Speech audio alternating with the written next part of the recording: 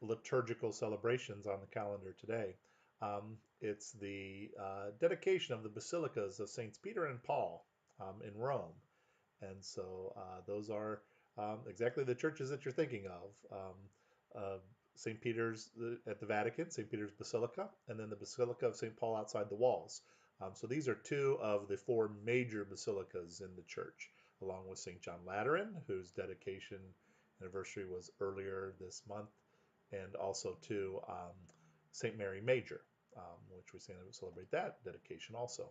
But originally, both those churches were built by the Emperor Constantine.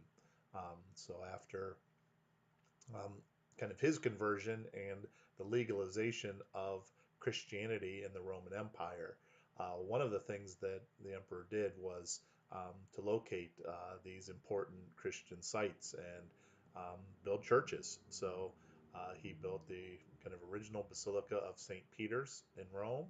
The one we have now, I think, goes back to the 15th century, or at least I think it was begun then.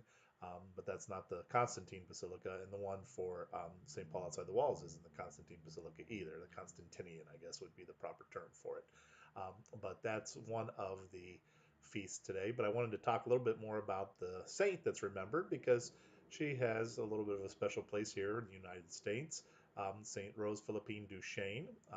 From that name, you can probably guess that she's originally from France. And I'll give you her dates. She was born in 1769 and died in 1852. Um, I dropped something here, excuse me. And so she's when she is born in France, the French Revolution is stirring up, and when she's a young lady that's going to really become full blown. So uh, originally, she came from a pretty well-to-do family, and I think when she was probably in her late teens, her parents were looking to marry her off, as they say. Uh, and she expressed no, that she expressed that she had a religious vocation. So she uh, joined the visitation nuns who were in that area.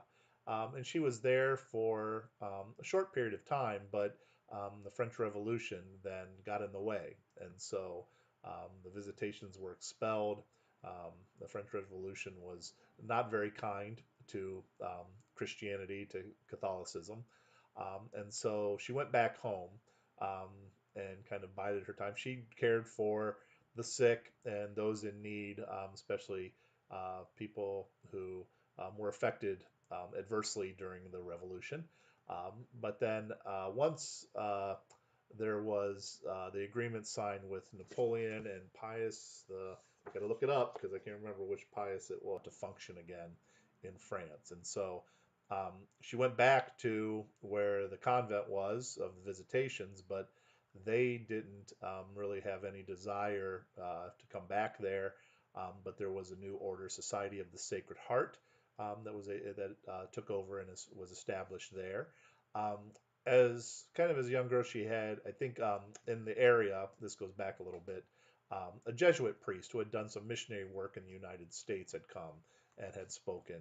She had heard him speak, and so she was kind of fascinated by that idea, and all, especially too to kind of this. I think she had, being a young woman, she and young men too had kind of this idea of this kind of romantic notion of going to the United States and preaching to the Native Americans, the noble savages, as they tend to, that was kind of the term that was used at that time.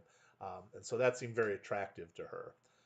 So after she joins the Society of the Sacred Heart, um, she does eventually convince the superior that she can go to the United States. The bishop in Louisiana requested some missionaries, so her and four other sisters came to the United States. I think that was around the year 1811. I'm not positive. Let me or 1816. So, um, so she comes, and it's interesting as a saint. If you read through, at least according to Butler's Lives of the Saints, you know, she had her ups and downs to be sure. It wasn't like she came and established, she established schools and things like that, but they had their ups and downs. There was one point I think when they had like just 5 students left in the school, it was about ready to close, and then luckily some Jesuit missionaries from Maryland came and helped them to kind of reestablish things and get things back in order. But she had her ups and downs that way, and sometimes a lot of downs. She had a lot of challenges. Um, Everything she did didn't meet with great success. And sometimes we think that the saints, everything just goes really smoothly for them. They're doing God's work, so everything's going to be easy. That was definitely not the case for Sister Rose or Saint Rose Philippine Duchesne. In fact, one of I think her sisters said at one point that she was kind of the Saint Francis of their order because everything that she did was marked with the crucified Lord.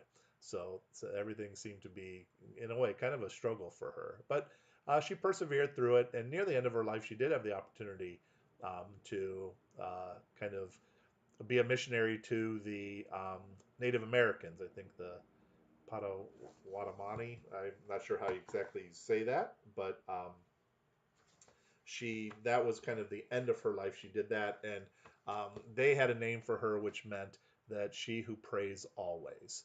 So she was very faithful to her calling and kept at it through various trials and tribulations. And it's interesting too. They said that thing in St. Charles, Missouri, that's where she kind of found herself at various times. She started there, worked around kind of that up and down the Mississippi, kind of that western frontier of the United States at that time. But ended up, I think it was in St. Charles um, that was where she died. Yeah, in 1852. So on the 18th of November in 1852. She was beatified by Pius XII in 1940 and canonized by uh, John Paul II in 1988. So not that really long ago. It's interesting too. It says that she was buried in the chapel in the convent at St. Charles, where her austere shrine remains. A plan to build a larger church in her honor came to nothing, which is probably just as well, for as one of her biographies points out, she would not have wanted the attention and would have deplored the expense. So that's a little bit about St. Rose Philippine Duchesne. So we'll ask for her intercession. We'll ask for the intercession of Saints Peter and St. Paul. And we'll continue to pray for each other and look out for each other. And I pray that God will bless you abundantly this day. Have a great day, everyone.